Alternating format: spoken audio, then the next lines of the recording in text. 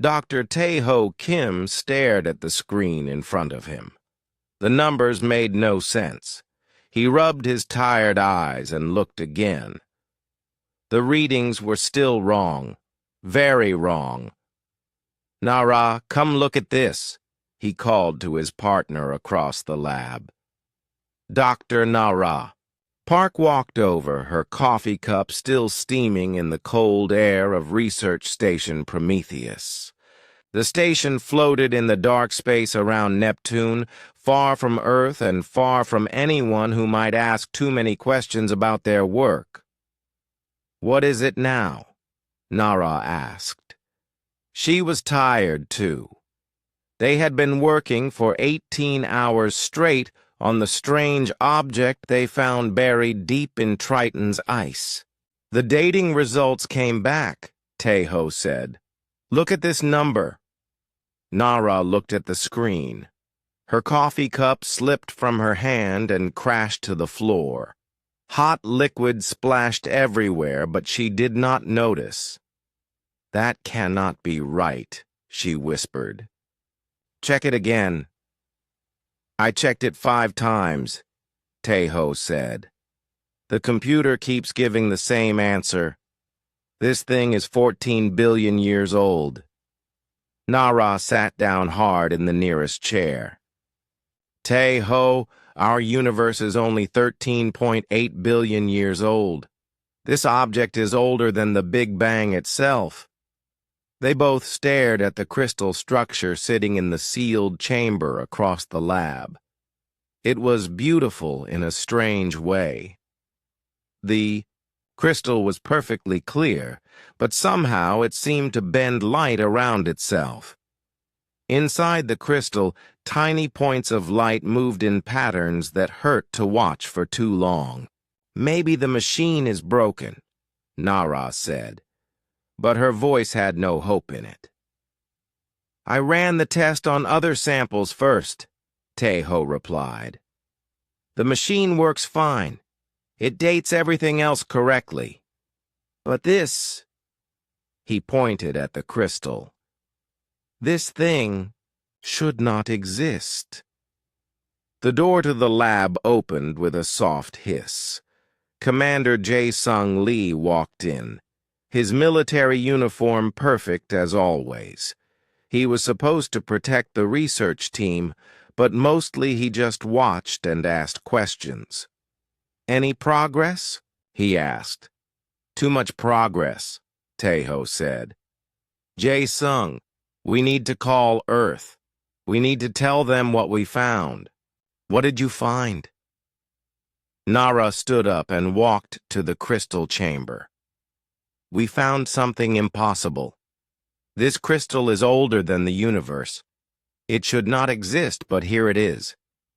Jae-sung frowned. "Are you sure?" "We tested it many times," Tae-ho said. "The results are always the same. But that is not the strangest part." "There is something stranger?" Jae-sung asked. Nara pressed her hand against the glass of the chamber. "It is still active. The crystal is doing something. It is sending out signals." "What kind of signals?" "We do not know yet," Tae-ho said, "but they are very strong, and they are pointed at a specific location in space." He turned on the main display screen. A star map appeared, showing their solar system as a tiny dot. Red lines stretched out from their location, pointing far beyond the edge of the galaxy. "The signals go there," Tae-ho said, pointing to empty space at the edge of the map. "Whatever this crystal wants to talk to, it is very far away." Jae-sung studied the map. "How far?" "About 2 million light years," Nara said. "Far beyond anything we have ever explored." "Have you tried to decode the signals?" "We tried," Tae-ho said, But every time we get close to understanding them, strange things happen. What kind of strange things? Nara walked back to her workstation. The computers crash. The lights flicker. Yesterday, all the clocks in the lab stopped for exactly 1 minute. And the dreams, Tae-ho added quietly. Jae-sung raised an eyebrow. Dreams. Everyone on the station has been having the same dream, Nara explained. We dream about darkness. Not regular darkness, but something else. Something that moves and thinks and wants things. It is probably just stress, Jae-sung said, but he did not sound convinced. The crystal suddenly flared with bright light. All three of them stepped back from the chamber. The lights in the lab flickered, and their computer screens filled with static. It has never done that before, Tae-ho whispered. The static on the screens cleared. Instead of their normal displays, they saw something impossible. The screens showed the view outside the station, but it was wrong. Instead of empty space and distant stars, they saw ships. Alien ships. How many are there? Nara asked. Jae-sung was already at the communication panel calling the station's bridge. Control, this is Commander Lee. Do we have any ships on our sensors? The voice that came back sounded worried. Sir, we have 3 unknown vessels approaching. They appeared out of nowhere about 5 minutes ago. Are they responding to our signals? Yes, sir. All 3 ships are asking to speak with whoever is in charge of the artifact research. Tae-ho and Nara looked at each other. Nobody outside their team was supposed to know about the crystal. Tell them we will talk, Jae-sung said. But keep our weapons ready. 20 minutes later, they sat in the station's main conference room. The big screen showed 3 different alien faces. They looked nothing like each other, but they all had the same expression. Fear. The first alien looked like a tall, thin human with blue skin and too many eyes. When it spoke, its voice was like music, but sad music. We are the Valdari, it said. We have come for the artifact you found. The second alien was shorter and covered in what looked like metal scales. Its voice was harsh and grinding. We are the Nexoth. The artifact belongs to us. You must give it back. The third alien was the strangest. It seemed to be made of living crystal, like the artifact itself. When it spoke, the words appeared in their heads instead of coming through the speakers. We are the Kyrian. The artifact is dangerous. It must be destroyed before it is too late. Jae-sung leaned forward. The artifact was found in our solar system. By our laws, it belongs to us. All 3 aliens made sounds of distress. The Valdari's many eyes blinked rapidly. The Nexoth's scales shifted color from silver to dark red. The Kyrian's crystal body flashed with angry light. You do not understand, the Valdari said. Some knowledge is too dangerous to know. Some doors should never be opened. The artifact is a key, the Nexoth added. It opens paths that should stay closed forever. The Kyrian's mental voice was urgent. Your species is young. You are not ready for what the artifact will show you.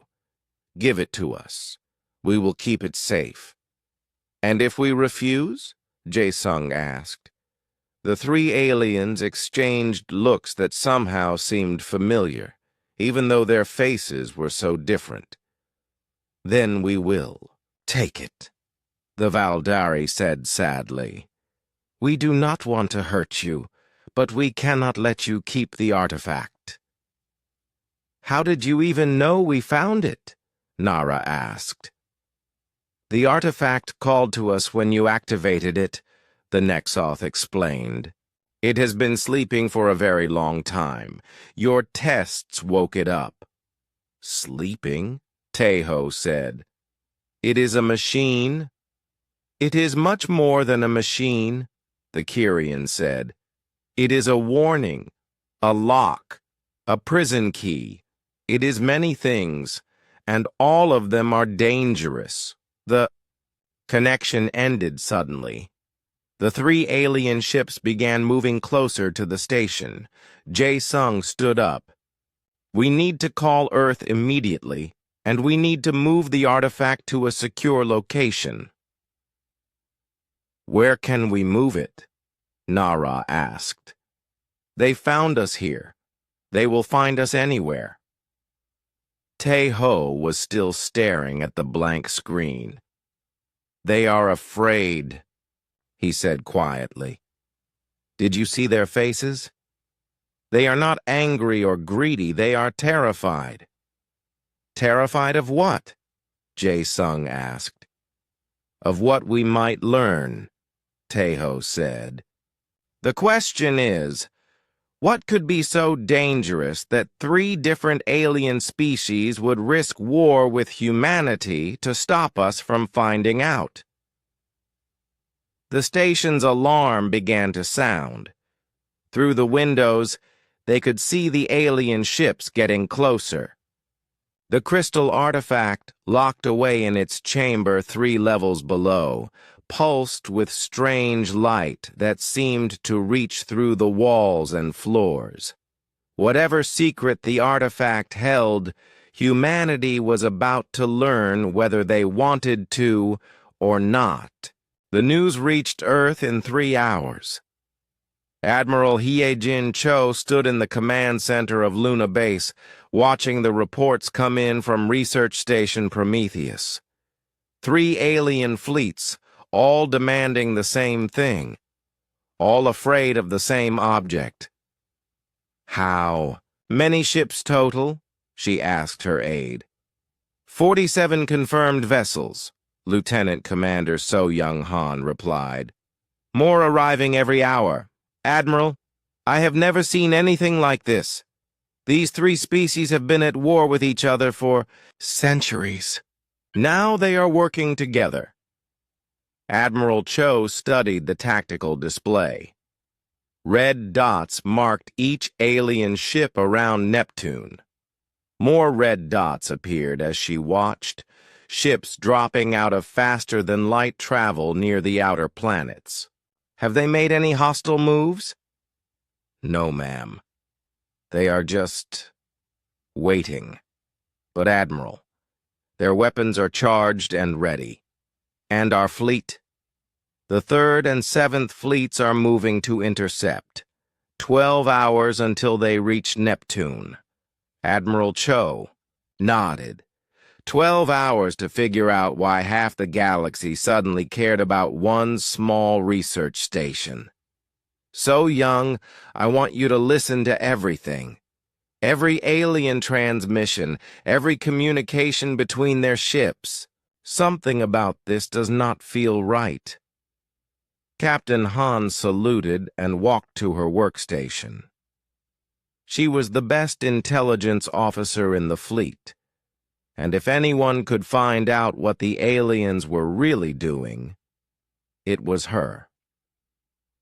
Back on Prometheus Station, Dr. Nara Park was having problems of her own. The crystal artifact had been quiet for 2 hours, but her computers were acting strange.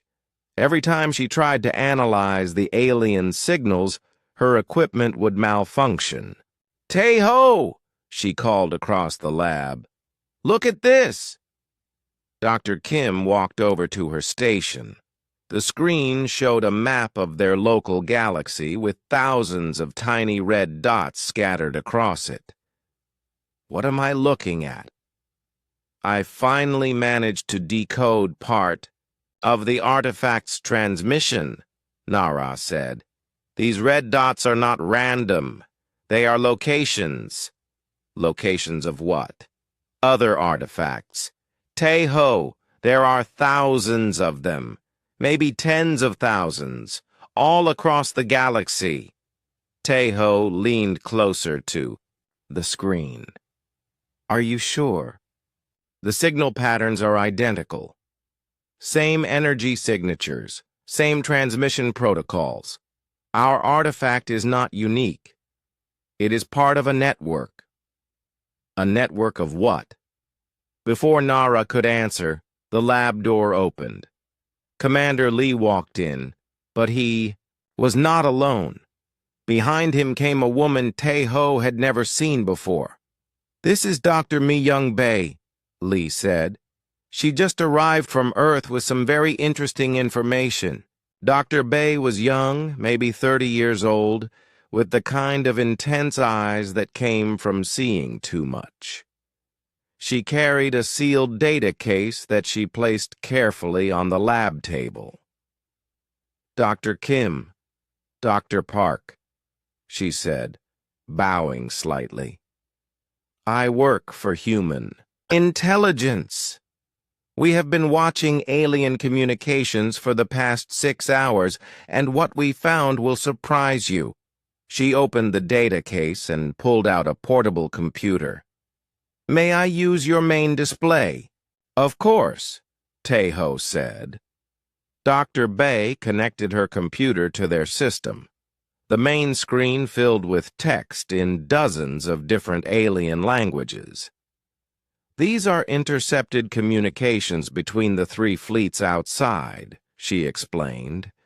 "We have been breaking their codes for years, but they usually do not say anything interesting. Today is different." She pointed to a section of text that glowed blue on the screen. "This is from the Valdari Fleet Commander to his homeworld. He says, and I quote, 'The humans have found a silence key. We must implement Protocol 7 immediately.'" "Silence key?" Nara asked. "That is what they call artifacts like yours," Dr. Bae said. "But watch this." She highlighted another section, this one from the Nexoth fleet. The Nexoth commander says, "Confirm silence protocol is active. This is the 203rd breach attempt. Request permission to cleanse the system if humans refuse cooperation." The room went very quiet. 203rd? Tay-ho whispered. Dr. Bae nodded grimly. "It gets worse. The Kyrian ship sent this message. Human discovery threatens the compact. If they decode the key, we may lose another spiral arm." "Another spiral arm?" Lee asked. "What does that mean?" "We are not sure yet, but there is more." Dr. Bae switched to a different file. "This is the most important part. We intercepted a transmission between all 3 fleet commanders.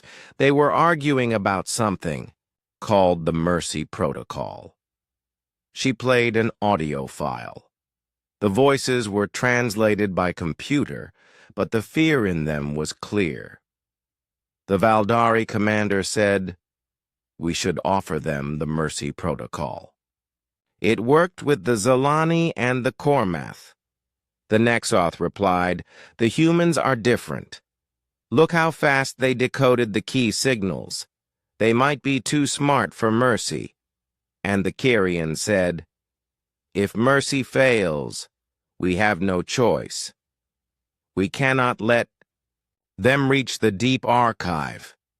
Better 40 billion dead humans than the return of the hunger." The file ended. Nobody spoke for a long moment. 40 billion, Nara said finally. "That is our entire population." "What is the Mercy Protocol?" Tay-ho asked. Dr. Bae shook her head. "We do not know. But from context, It sounds like they have done this before, many times. Commander Lee was studying the alien text on the screen. Dr. Bay, you said this was the 203rd breach attempt. Are you saying 200 other species have found these artifacts? That is what it sounds like. But here is the really scary part. She brought up another file.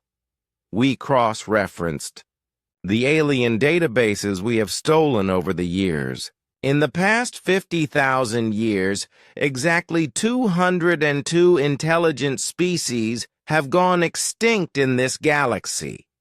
The implications hit them all at the same time. They have been killing species, Tejo said. Any species that finds these artifacts. It looks that way, Dr. Bay agreed. But not all of them. Some species are still alive, but... She paused. But they act differently now.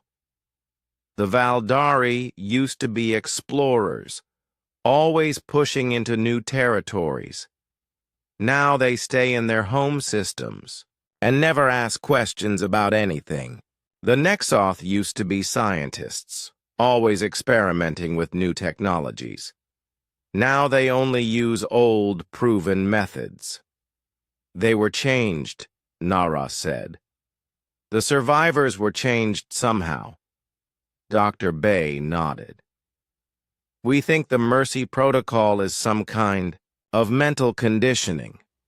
The aliens do something to make species stop being curious, stop exploring, stop asking dangerous questions. And if that does not work, then they kill everyone. The crystal artifact suddenly blazed with light again. This time, all their computers crashed at once. When the systems came back online, they found something new on their screens. It was a star map, but not like any they had seen before. This one showed the entire galaxy, with lines of light connecting thousands of points. At the center of the web was a single location, far outside the galaxy itself. The network, Nara breathed. All the artifacts are connected to something out there. Tejo pointed to the central location. What is that? Before anyone could answer, their communication system activated. Admiral Cho's face appeared on the screen. Prometheus Station, this is Admiral Cho. We have a problem. Admiral, Commander Lee said. We were just about to report our findings. Save the report. We have bigger issues. The alien fleets are not just waiting anymore. They are sending us a formal message. What kind of message? Admiral Cho's expression was grim. They are offering us a choice. They will either perform something called the Mercy Protocol on our entire species, or they will destroy every human colony in the galaxy. How long do we have? Lee asked. 72 hours. They want our answer in 72 hours. Dr. Bay stepped forward. Admiral, there is something else. We think these aliens have been doing this for thousands of years. Any species that finds these artifacts either gets mind-wiped or killed. Mind-wiped? The Mercy Protocol appears to be some kind of mental conditioning that makes species stop being curious about certain things. Admiral Cho was quiet for a moment. And if we refuse both options? Then they kill all of us, Dr. Bay said simply. Admiral, Tejo interrupted. We need more time to study the artifact. I think it is trying to show us something important, something worth dying for. What could be that important? Tejo looked at the star maps still glowing on their screens. I do not know yet. But 3 different alien species are willing to commit genocide to stop us from finding out. That suggests it is very important indeed. Admiral Cho studied the faces on her screen. You want to refuse their ultimatum. I want to learn the truth, Taeho said. Whatever these artifacts are really for, whatever they are connected to out there beyond the galaxy, it is something the aliens desperately want to keep secret. And you think we should risk the entire human race to satisfy your curiosity? Nara stepped up beside Taeho. Admiral, look at what happened to the other species. The ones who accepted the Mercy Protocol are not really alive anymore. They exist, but they do not explore, they do not discover, they do not grow. They are like... She searched for the right words. Like pets, safe but not free. Admiral Cho closed her eyes for a moment. When she opened them, her expression was resolved. 72 hours, she said. Find out what that artifact is really for. Find out what the aliens are so afraid of. And find out fast. The transmission ended. In the silence that followed, the crystal artifact pulsed once more. And somewhere, far beyond the galaxy, something ancient began to wake up. Captain Dong Yun Yu stood on the bridge of the Defiance, watching the stars change as they jumped to faster-than-light speed. Behind them, the Sol system grew smaller until it disappeared completely. Ahead lay empty space and questions that might kill them all. Jump complete, announced Navigator Myung Bae from her station. We are now officially farther from Earth than any human has ever traveled. How far to the target? Captain Yu asked. At current speed, 86 days, Myung replied. Assuming our engines do not break down in whatever is waiting for us out there. Chief Engineer Byung-ho Shin looked up from his console. The engines are running at 112% capacity. I have never pushed them this hard before. Will they hold together? For now. But, Captain, the readings from our destination are strange. Space itself seems different there. I am not sure our technology will work normally when we arrive. Dr. Taeho Kim entered the bridge carrying his portable scanner. He had not slept in 3 days, and it showed. Captain, I need to show you something. What is it now, Doctor? Taeho connected his scanner to the main display. The screen filled with a 3-dimensional map of local space. Red lines stretched out from their ship toward their destination, but the lines were not straight. The artifact is still sending signals, Taeho explained. But look at how the signals travel. Captain Yu studied the display. The red lines curved and twisted through space like snakes. Why are they not going in straight lines? Because space is not straight out here, Dr. Nara Park said, joining them on the bridge. The closer we get to our destination, the more distorted space becomes. Distorted how? Nara brought up another display. Look at these readings from our sensors. Distance, time, even basic physics are becoming unreliable. The display showed measurements that made no sense. According to their instruments, they had traveled both 1 million kilometers and negative 50,000 kilometers in the past hour. Time was moving forward at normal speed, but also backwards at half speed. That is impossible, Myung said. Everything about this mission is impossible, Dr. Kim replied. But it is still happening. Communications Specialist Yoonji Kang spoke up from her station. "Captain, I am receiving something strange. It sounds like voices." "From where?" "I do not know. The signals are not coming from any specific direction. They seem to be coming from space itself." "Put them on speaker." The bridge filled with whispers. Not words in any language they knew, but somehow familiar. The whispers seemed to come from everywhere at once, and they made everyone on the bridge feel cold. "Turn it off," Captain Yu ordered. The whispers stopped, but the feeling of cold remained. "How long has this been happening?" the captain asked. "About 6 hours, Yoonji said. It started right after we passed the halfway point to our destination." Dr. Park checked her instruments. "Captain, I need to tell you something else. The crew is starting to report unusual dreams." "What kind of dreams?" "The same dreams everyone had on Prometheus Station. Darkness that moves and thinks. But they are getting stronger. Some crew members are afraid to sleep."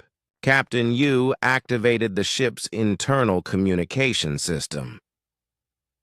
"This is the captain. All department heads report to Conference Room 1 immediately." 20 minutes later, the senior staff gathered around the conference table.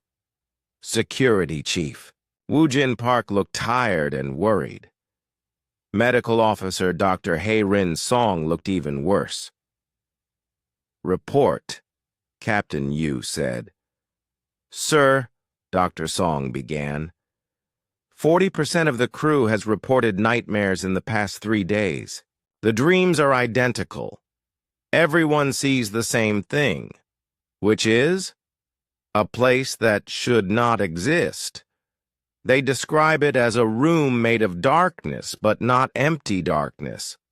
Darkness that has weight and texture and intelligence." Security Chief Park leaned forward. "Captain, it is not just dreams anymore. Yesterday, crewman Jin Woo reported seeing shadows moving in empty corridors. When he went to investigate, the shadows led him to parts of the ship that do not exist." "What do you mean, do not exist?" "According to our ship blueprints, Deck 7 has 10 compartments. Jin Woo found 12. The extra 2 compartments are not on any of our maps, and they were not there when we launched." Captain Yu looked around the table. "Are you telling me our ship is changing?" "It appears so," Engineer Shin said. "I have been checking the ship's structure every day. New corridors keep appearing. Some old corridors lead to different places than they did yesterday." "That is impossible." "Sir," Dr. Kim said quietly, "we are traveling toward something that should not exist, using an artifact that is older than the universe itself. I think we need to expand our definition of possible." Navigator Bay checked her instruments. "Captain, we have another problem. According to my calculations, we should be 67 days away from our destination. But according to the artifact signals, we are only 12 days away. Which measurement is correct?" "I do not know. Both. Neither. Space is so distorted. Out here, that distance itself has become meaningless." Captain Yu stood up and walked to the conference room's window. Outside, the stars looked wrong. Some were too bright, others seemed to flicker between existing and not existing. "Recommendations?" he asked. "Turn back," Dr. Song said immediately. "Captain, whatever is waiting for us out there is already affecting our ship and crew. If we Get much closer. We might not be able to return. I disagree, Dr. Kim said. We are so close to answers. The artifact is showing us things we have never seen before. We cannot give up now. What exactly is it showing us? Captain Yu asked. Dr. Park brought up her scanner readings on the room's display. The artifact has been transmitting continuously since we left Earth. But the transmissions are changing as we get closer to our destination. The display showed wave patterns that hurt to look at directly. The waves moved in impossible directions, folding back on themselves. At first the signals were simple, Dr. Park continued. Just coordinates and basic data. Now they are much more complex. It is almost like the artifact is remembering things. Remembering what? I think it is remembering the place we are going to. And Captain, based on these signals, that place is not just a location. It is something alive. Engineer Shin's console beeped urgently. Captain, we have a problem in engineering. You need to see this. They all hurried to the engineering deck. What they found there made everyone stop and stare. The ship's main engine, which should have been a solid metal cylinder 3 meters across, was now transparent. Inside the transparent metal, they could see stars and galaxies that were definitely not outside their ship. When did this happen? Captain Yu asked. I do not know, Shin replied. I checked the engines 4 hours ago and they were normal. Now this. Are they still working? Better than before. We are traveling faster than we should be able to. But, Captain, those stars inside the engine, I think they are real. Dr. Kim scanned the engine with his instruments. The metal has not changed chemically. It is still the same alloy we started with. But somehow it has become transparent to certain kinds of space. What does that mean? I think our ship is starting to exist in more than one place at the same time. Communications. Specialist Kang's voice came over the ship's speakers. Captain, you need to come to the bridge immediately. We are receiving a transmission. They rushed back to the bridge. On the main screen, they saw something impossible. It was a recording of their own ship, but from the outside. In the recording, the Defiance looked normal, but it was surrounded by things that could not be there. Massive structures floated in space around their ship. They looked like buildings, but buildings made of crystallized time instead of metal or stone. The structures were beautiful and terrible, and they were definitely not empty. Where did this recording come from? Captain Yu asked. I do not know, Yunji replied. It just appeared on our screens. But Captain, look at the timestamp. The recording was dated 3 days in the future. That is impossible, Navigator Bay said. We cannot receive recordings from events that have not happened yet. Dr. Kim was studying the recording carefully. Unless time itself is becoming unstable, the closer we get to our destination, the more the normal rules stop working. Captain, Security Chief Park said urgently, look at the background of that recording. They all looked. Behind the impossible structures, behind their own ship floating in space that should not exist, was their destination, and it was much bigger than they had expected. It filled half the screen, a structure so massive that planets could have hidden in its shadow. It was not made of metal or stone or any material they could identify.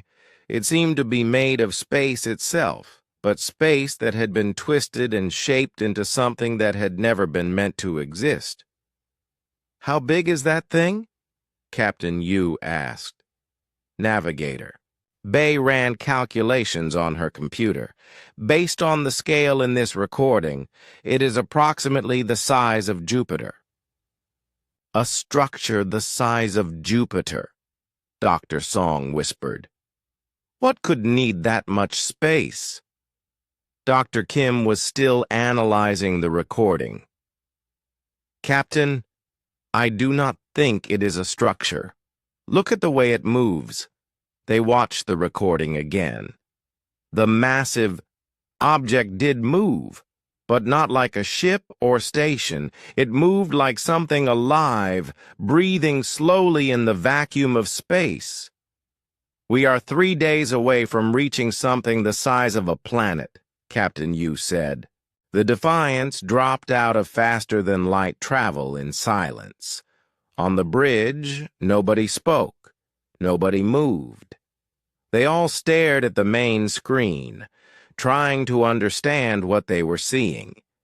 The structure was even bigger than they had expected. It stretched across their entire view, a mass of crystallized darkness that seemed to drink in the light from distant stars. It was not solid like a planet or hollow like a space station. It was something else entirely, something that should not have been possible. "Scanner readings," Captain Yu said, his voice barely above a whisper. Dr. Nara Park checked her instruments with shaking hands. "Captain, this is not made of any matter we understand. It registers as both completely solid and completely empty at the same time. How big is it exactly?" Navigator Myung Bae ran her calculations 3 times before answering. "Diameter approximately 140,000 kilometers. That is bigger than Jupiter." "Any signs of life?" "That depends on how you define life," Dr. Park said. "It has no heat signature, no electromagnetic activity, no chemical processes, but it is definitely doing something." Dr. Tae-ho Kim looked up from his portable scanner. "The artifact is going crazy. The signals are so strong now that they are interfering with our equipment." Communications specialist Yoonji Kong spoke from her station. "Captain, I am receiving transmissions from inside that structure. They are not in any language, but the computer is trying to translate them. Put them on speaker." The bridge filled with sounds that made everyone's skin crawl. They were not quite words, not quite music, but somehow they carried meaning. The translation computer worked frantically, throwing text across the screens faster than anyone could read. "Can you slow down the translation?" Captain Yu asked. Yoonji adjusted her controls. Words appeared on the main screen, replacing the view of the massive structure. "Remember. Forget, remember. The first dying living before the builders' destroyers came. When all was one, many none, the hunger fullness that dreams wakes." Captain Yu frowned. "What does any of that mean?" "I think," Dr. Kim said slowly, "we need to go inside." Everyone on the bridge turned to look at him. "Are you insane, Dr. Song asked over the intercom from the medical bay. "Maybe," Dr. Kim admitted, "but that structure is not just sending out signals. It is trying to communicate with us. The only way to understand what it wants to tell us is to get closer." "Captain," Security Chief Woo-Jin Park said, "I strongly advise against entering that thing." We have no idea what is inside it or what it might do to our ship. Captain Yu studied the structure on the screen. What do our sensors tell us about the interior? Dr. Park checked her readings. The sensors cannot penetrate very far. Inside, it is like looking into fog that is made of space itself. But I can detect structures, chambers, and something that might be corridors. It has an interior designed for visitors? It appears so. Captain, there is something else. I am detecting what looks like a docking bay. Navigator Bay looked up from her station. Sir, something is happening to the structure. Part of it is opening. On the screen, they watched as a section of the massive object unfolded like a flower made of crystallized darkness. Inside, they could see lights that were not quite lights, guiding them toward what was definitely a landing area. It wants us to enter, Dr. Kim said. Or it wants to trap us, Security Chief Park replied. Captain Yu made his decision. Take us in. Slowly. The Defiance moved toward the opening in the structure. As they got closer, the ship's systems began to malfunction. Lights flickered, gravity became unreliable, and the walls themselves seemed to shift and breathe. Captain, Engineer Byung-ho Shin called from the engine room. The ship is changing again. I count 15 decks now instead of 12. Are the new decks functional?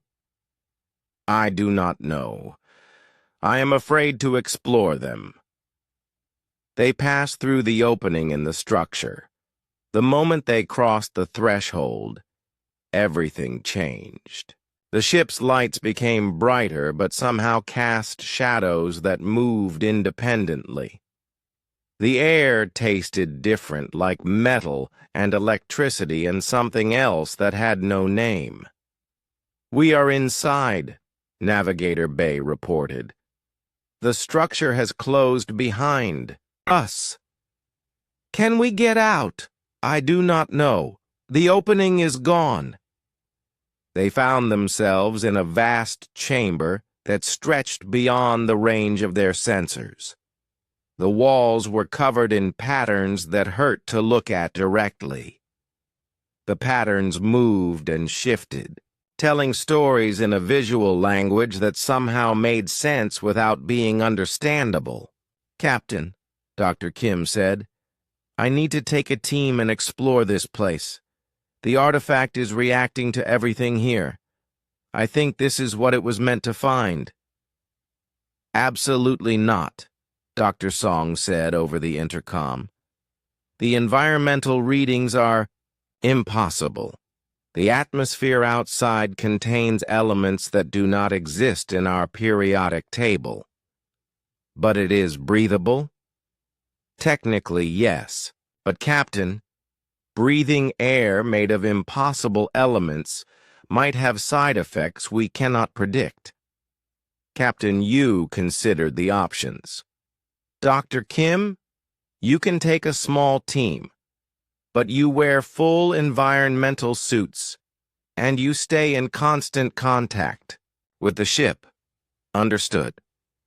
2 hours later, Dr. Kim stood in the airlock with Dr. Park and 2 security officers.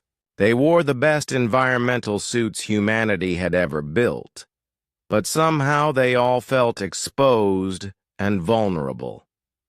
Remember, Captain Yu said over the radio, if anything goes wrong, get back to the ship immediately.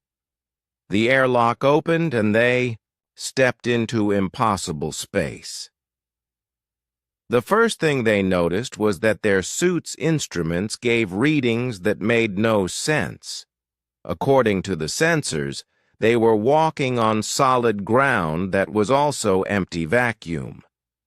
The air around them was both perfectly safe and completely toxic.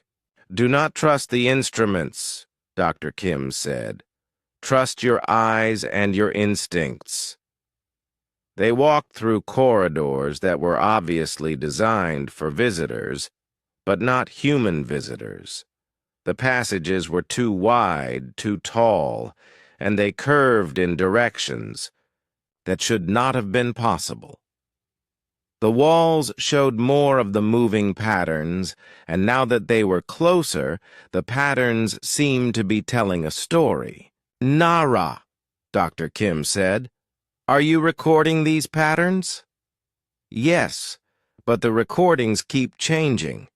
Every time I look at the data, it shows something different."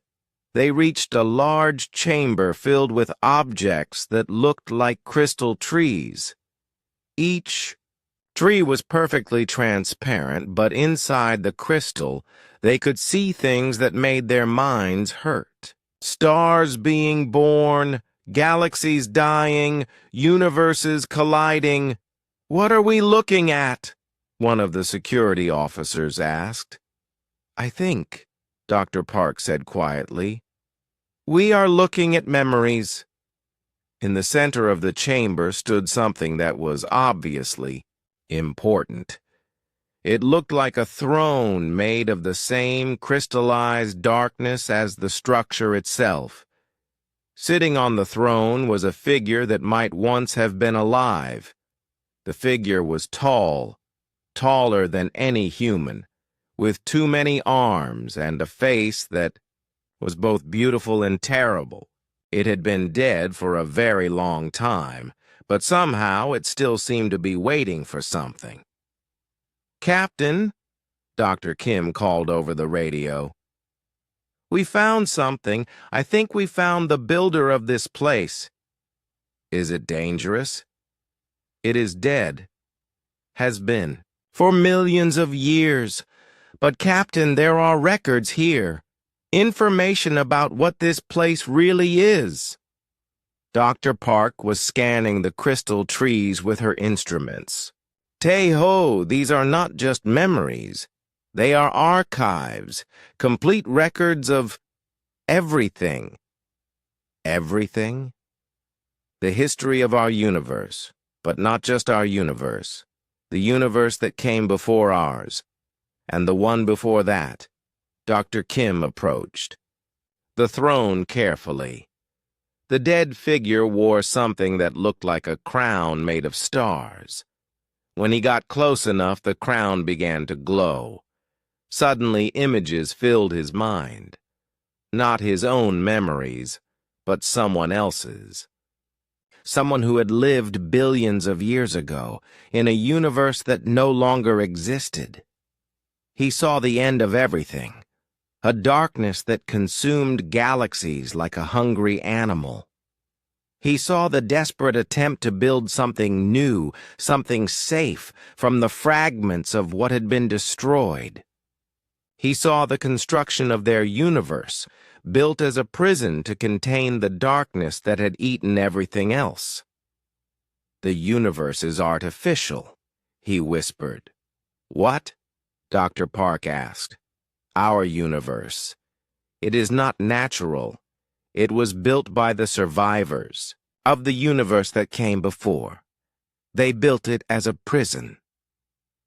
"A prison for what?" Dr. Kim touched the crown on the dead figure's head. More images flooded his mind.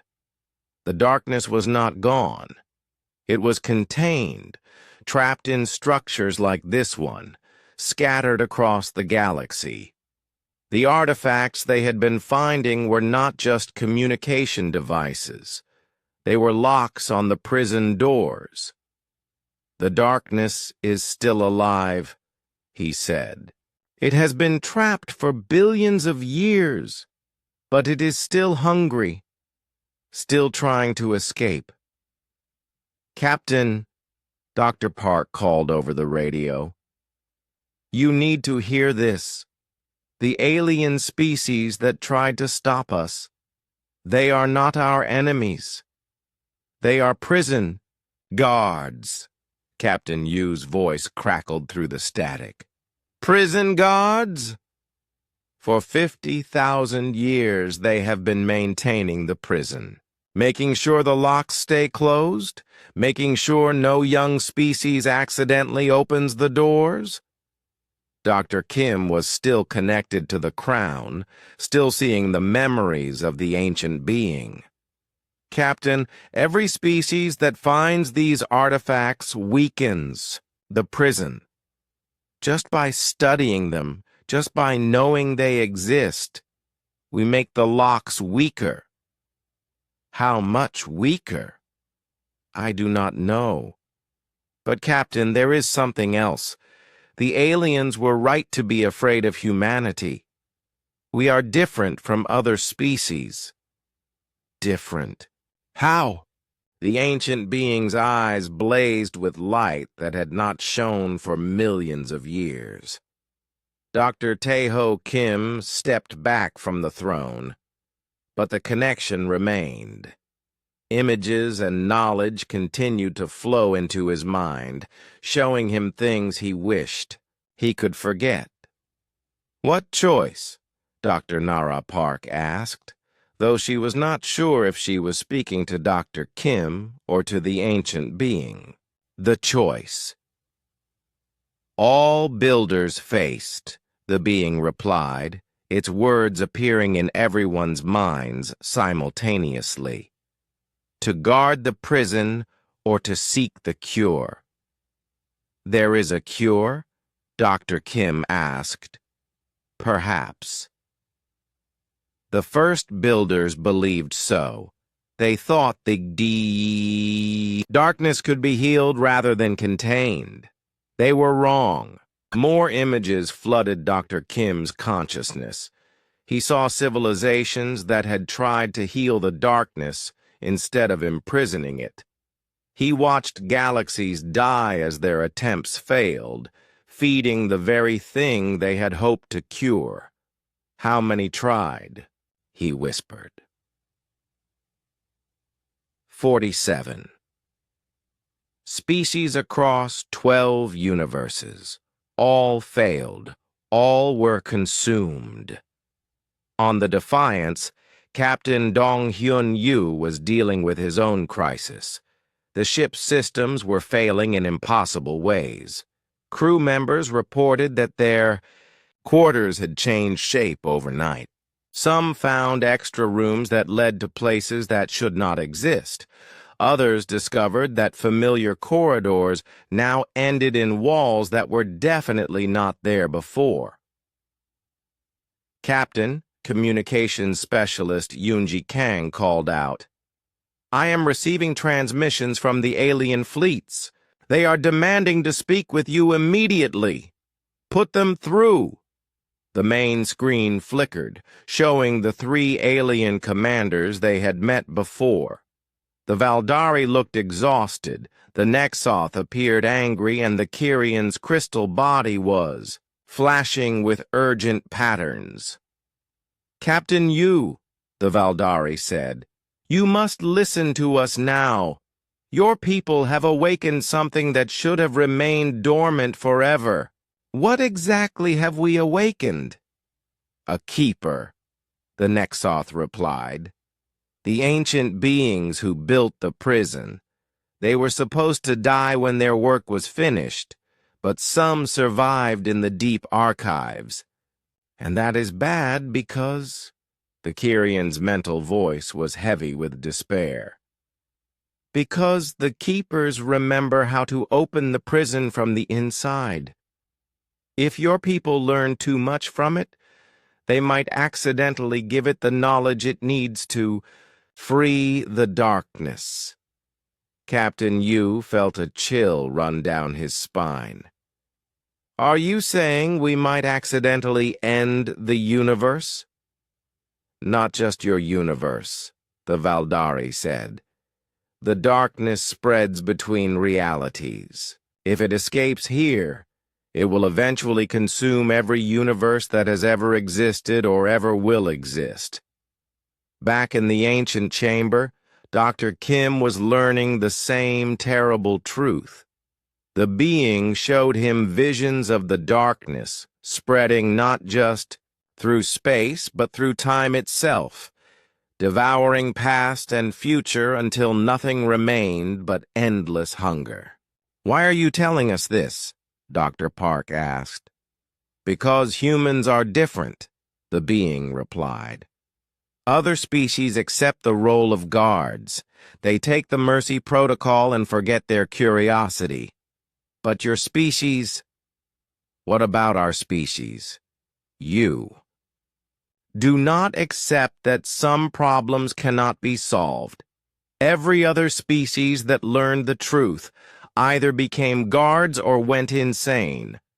But humans might find a third option." Dr. Kim felt hope and terror in equal measure. "What kind of third option?" "I do not know. That is why it might work." The crystal trees around them began glowing brighter. The patterns on the walls moved faster, and somewhere in the distance they could hear something that sounded like screaming. "What is that sound?" one of the security officers asked. "The darkness," the being replied. "It knows you are here. It knows you understand. It is trying to reach you." Dr. Park checked her scanner readings. "Tae-ho, something is happening to the ship. I am reading massive energy fluctuations from the Defiance." On the ship, Captain Yu was watching his crew change before his eyes. Security Chief Woo-Jin Park had developed the ability to walk through solid walls, but each time he did it, he became a little less human. His skin was turning transparent, and sometimes he flickered like a bad hologram. "Captain," Chief Park said, his voice distorted, "I can see through the walls now. There are things moving inside the ship that should not be there." "What kind of things?" "Shadows with teeth, corridors that lead to other ships, rooms full of people I do not recognize, but who seem to know me." Dr. Heirin Song's voice came over the intercom from the medical bay. "Captain, I need you to see this.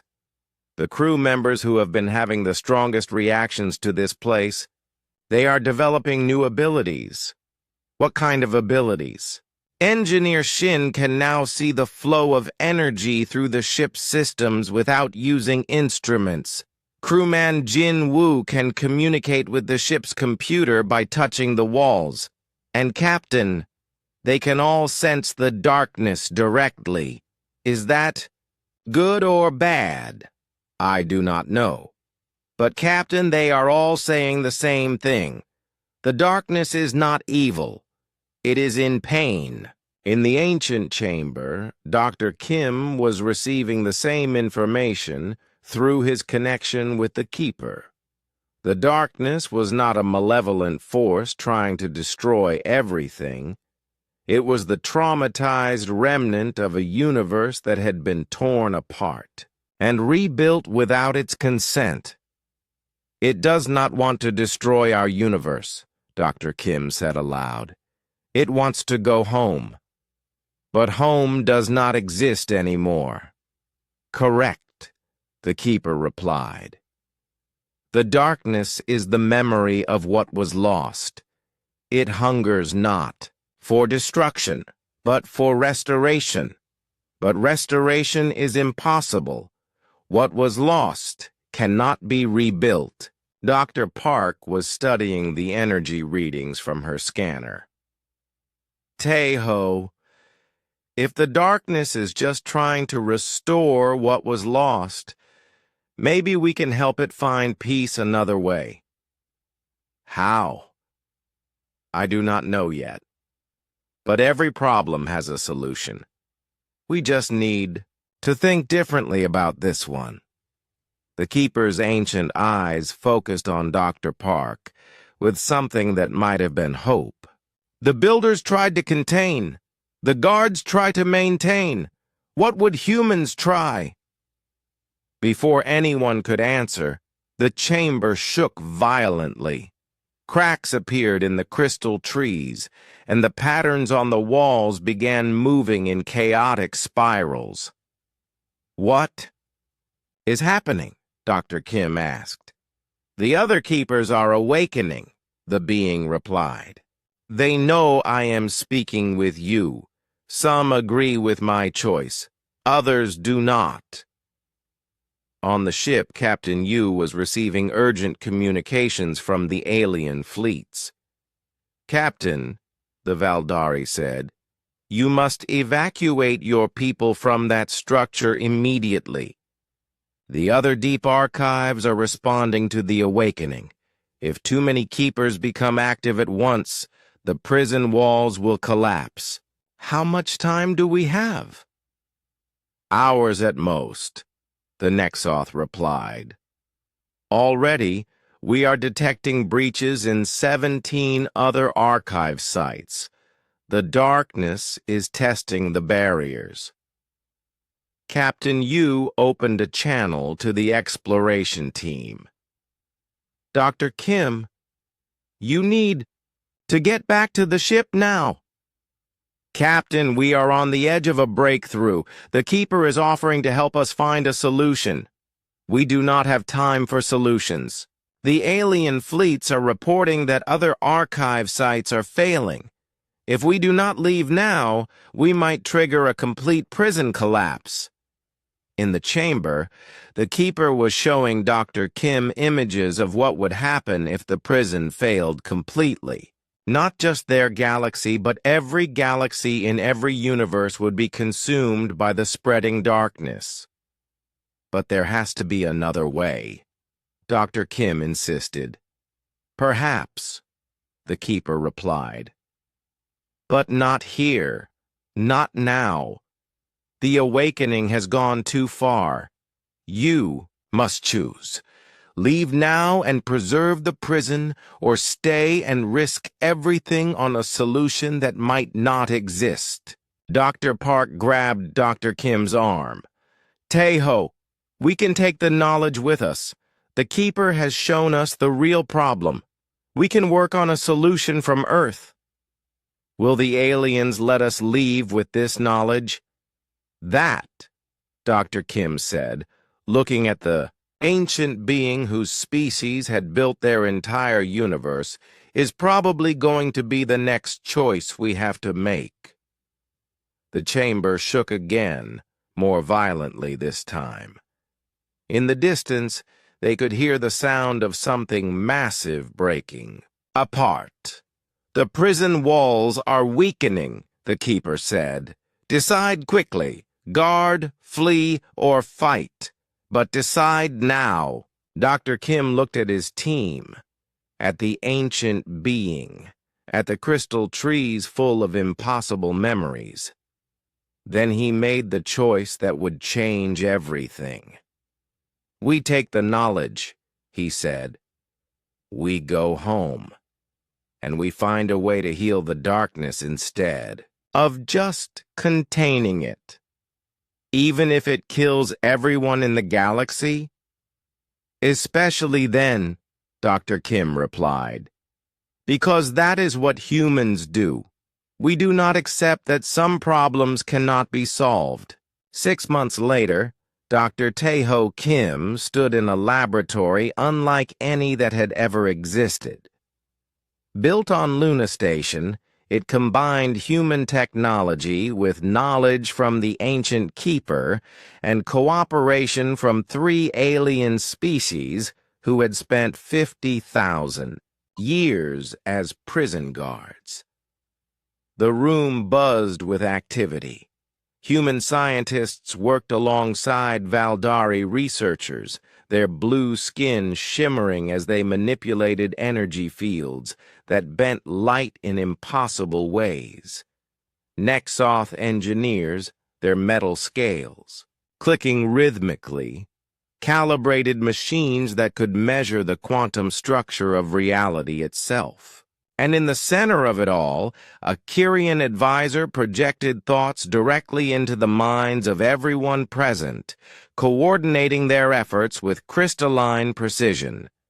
"Status report," Dr. Kim said as he entered the main research area. Dr. Nara Park looked up from a console that displayed readings from 17 different dimensions. We have successfully stabilized the breach points in 12 archive sites. The darkness is no longer spreading, but it is not healing either. What about the new approach? That is where things get interesting, said Commander Jae-Sung Lee, who now served as the liaison between the human military and what everyone had started calling the new compact. Show him the readings from the test site. Dr. Park brought up a three-dimensional display that showed a small section of space near the galactic rim. Instead of the chaotic darkness that had been spreading from a failed archive site, there was something else. Something that looked almost like a garden. We tried something different at archive site Gamma 7, Dr. Park explained. Instead of just containing the darkness or trying to destroy it, we offered it something. What kind of something? Memory, said a voice from across the room. Dr. Kim turned to see Captain So-Young Han, who had become humanity's primary expert on what they now called darkness psychology. The darkness is not evil, Han continued. It is traumatized.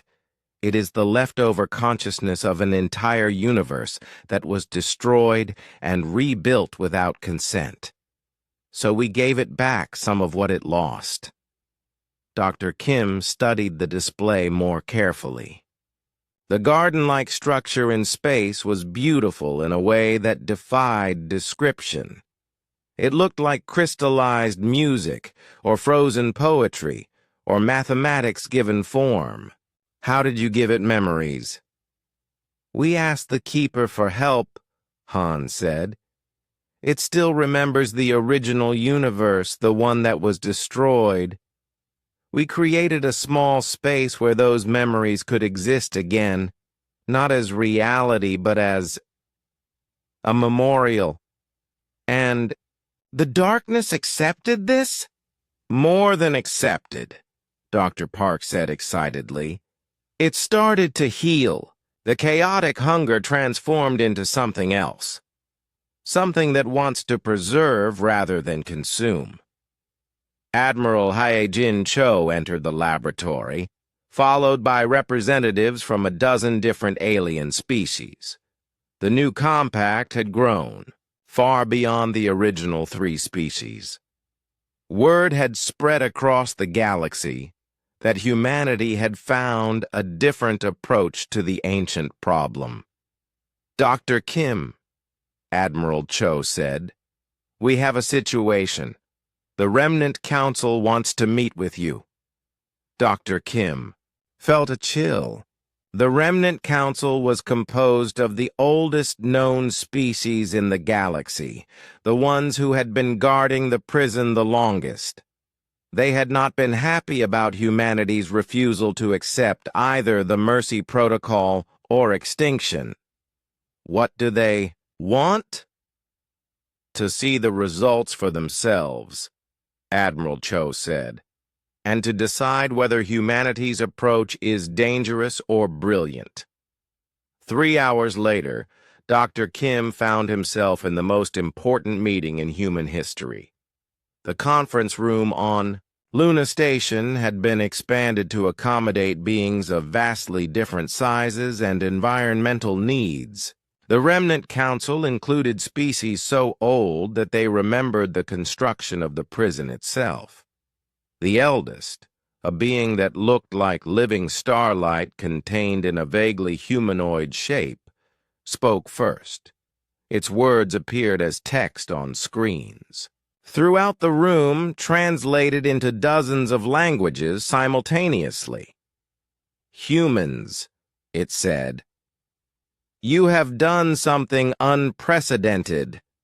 In 50,000 years of guardianship, no species has ever attempted to heal the darkness. With respect, Dr. Kim replied, no species before us had the right combination of stubbornness and hope. Explain your methods. Dr. Park activated the main display, showing their results from 17 different test sites. We discovered that the darkness responds to acknowledgement rather than suppression. It does not want to destroy our reality. It wants its own reality to be remembered. So we created memorial spaces, Dr. Kim continued. Places where the destroyed universe can exist again in memory form. The darkness can visit these spaces, experience what it lost, and find peace. And this prevents the hunger? More than prevents it, said Captain Han. It transforms it. The healed sections of darkness have begun creating new things. Art, music, structures of pure beauty. It is not trying to restore the old universe anymore. It is trying to create something new. The eldest was quiet for a long moment. Around the room, other council members whispered among themselves in languages that predated human civilization. This approach, the eldest finally said, requires constant maintenance. The memorial spaces must be tended, expanded, improved. It is not a solution that allows for neglect. We understand, Admiral Cho said. That is why we are proposing a fundamental change to the compact. Instead of a small number of species acting as guards, we want to invite every intelligent species in the galaxy to participate in the healing process. You want to tell everyone the truth? Asked the Valdari representative, their many eyes blinking in astonishment. We want to share the responsibility, Dr. Kim said. The burden of knowledge becomes lighter when it is carried by billions instead of thousands. And more minds working on the problem means more solutions. What if they panic? Asked the Nexoth representative. Some will, Dr. Kim admitted. But most will do what humans did. They will look for a way to help. The Kyrian representative projected a thought that reached everyone in the room simultaneously. The human approach has shown remarkable results, but it is untested on a galactic scale. What if spreading the knowledge makes the problem worse? Then, we will deal with that problem too, Dr. Kim said simply. But we cannot keep hiding the truth forever. The prison was always temporary. Now we have a chance to build something permanent. The eldest rose from its chair, and starlight swirled around its form. Humans, your species has forced us to reconsider assumptions we have held for 50 millennia. You refuse to accept that. Some problems cannot be solved. Because they can be solved, Dr. Kim said, just not in the ways that have been tried before. Very well. The Remnant Council agrees to a limited trial. 10 sectors will be informed of the truth. We will see how they respond. 3 months later, Dr. Kim stood on the observation deck of the New Defiance, watching something that no one had ever expected to see. Below them, floating in the space where Archive Site Alpha had once contained chaotic darkness, was a city. It was not a city built for any particular species. The architecture flowed and changed to accommodate whoever was visiting. Human engineers worked alongside beings made of living crystal to construct memorial galleries where the lost universe could be experienced and remembered. Artists from a dozen worlds collaborated on projects that helped the healed darkness express its creativity in new ways. The Terran approach, as it had become known throughout the galaxy, was spreading faster than anyone had anticipated. Species that had been hiding the truth for millennia were coming forward to share their knowledge.